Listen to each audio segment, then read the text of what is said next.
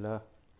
اليوم عندي طبخة سمان، كبسة سمان، مكونات 6 حبات سمان، رز، ثوم، سمن، فلفل أحمر، طماط، بصل، فلفل، بهارات مشكلة، كركم. نبدأ. نضيف فلفل أحمر، قليلا من الكركم، قليلا من الفلفل الأسود، وبهارات مشكلة، وقليلا من الملح، وشوي ليمون أسود وورق غار وفلفل أحمر. بعد أن قطعت القليل من البصل والقليل من الطماط نبدأ نطبخ. ذلك نضيف كمية لا يستهان بها من السمن وندعها تذوب قليلا. بعد أن ذابت السمن نضيف قليلا من البصل ونحركه قليلا، وبعد ذلك نشوف الثوم الجديد. هذا صراحة أول مرة أجرب ثوم جاهز. نفتح. صراحة شكله مريح. رائحته كالثوم. المهم علينا نروح الخطوة اللي بعدها من الثوم الجاهز ونضعه مع البصل. عيب قدري أنه كبير. نضيف بعد ذلك الطماطم ونحركه قليلا إلى أن يتحمر. فإذا صار لديك قدر كبير فهذه طريقة تساعد على التحريك.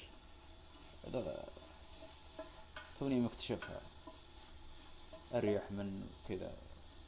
بعد أن يستوي أن ينضج نقوم بتقليب بإرجاعه مرة أخرى. نحركها هكذا،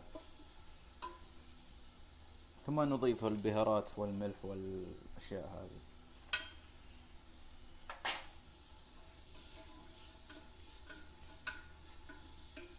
نضيف قليلا من المعجون، شيء بسيط.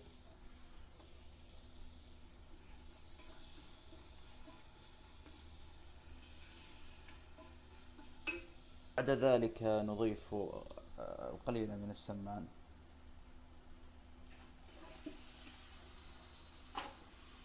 لا يحتاج إلى غسيل لأنه يأتي نظيف. نقوم بتحريكه ليحتمس هكذا، لكنه يتحرك القدر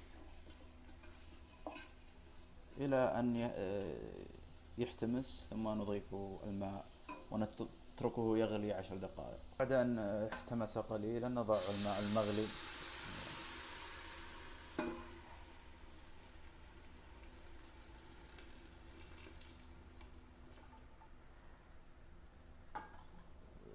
الماء تراه كثير، لكن عشان القدر كبير أصبح هكذا، لكنه كافي للرز بإذن الله. نتذوق الملح ثم نتركه 10 دقائق، ثم نسكب الرز خفيف. بدأ يغلي نقوم بإغلاقه ونضع على نار هادئة إلى أن يستوي 10 دقائق. لا ننسى غسل الرز جيدا حتى ينضف، وننقعه قليلا. بعد أن نقعت الرز نقوم بتفريغه من المياه. دقائق نقوم بإضافة الأرز،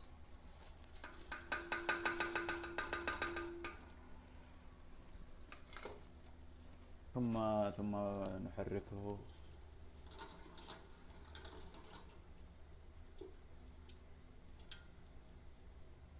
بعد ذلك نقوم بتغطيته ساخن، ونغلقه بإحكام ونضع الصافرة ونتركه إلى أن يصفر صفرة قوية، ثم نقوم على نار قوية. ثم إذا صفر نضعف النار، نخليها نار ضعيفة مرة ونخليه 20 دقيقة إلى ربع ساعة. ثم الخطوة الثانية نأخذ الخضروات المبعثرة هذه ونقطعها ونغسلها وتصبح ذات منظر براق وحسن. بعد عملية التجميل أصبحت هكذا. 20 دقيقة نقفل الضوء ونفتح الصفارة.